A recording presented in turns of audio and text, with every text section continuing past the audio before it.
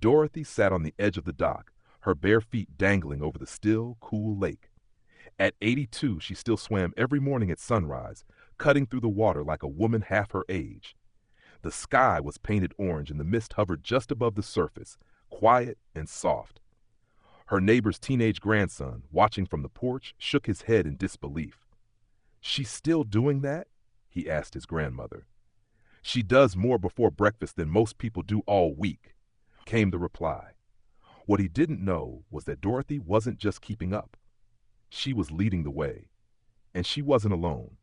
Scattered across neighborhoods, cities, and quiet towns were people in their 70s, 80s, and beyond, still doing things that seemed improbable to the average person.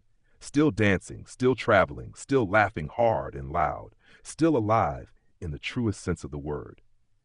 If you're doing any of the following 8 things at 70 or 80, you're not just aging, you're thriving. You're truly one in a million. 1. Waking up with a purpose. Dorothy never let the sun beat her to the day. She had a small list on her kitchen counter every morning, not always grand but always hers. Paint the windowsill, call Lorna about the garden club, bake muffins for the church sale. The tasks weren't chores, they were missions. They gave structure, intention, and joy. Studies show that having a sense of purpose adds years to your life. For Dorothy, it also added life to her years. 2. Staying physically active.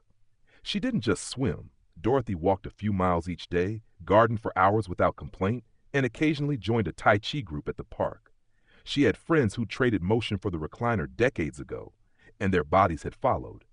Dorothy's knees weren't perfect, her back had its moments, but she moved because she believed that was how you kept from becoming old. Thus 3. Learning something new. Last winter, Dorothy took a course in astronomy online.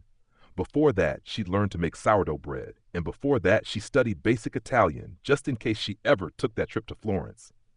Her brain, sharp and curious, was never done growing.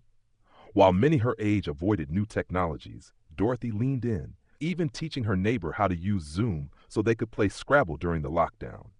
Her mind was not a storage room of memories, it was still a workshop. Not 4. Maintaining strong social connections.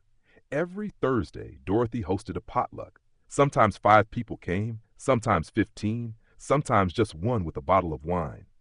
She called her grandkids regularly, not just to check in, but to listen, to ask questions, to laugh at their jokes. Loneliness was a silent killer, one she refused to invite into her home. Dorothy believed people were nutrients. Being around them, hearing them, holding their hands, this, she said, was medicine. 5. Traveling. Yes, still.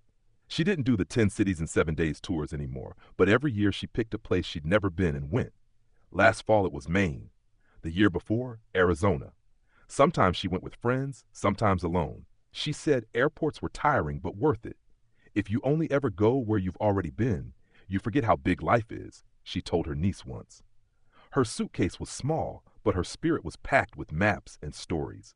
6. Laughing. A lot. Dorothy laughed like she meant it. She laughed when the bread didn't rise.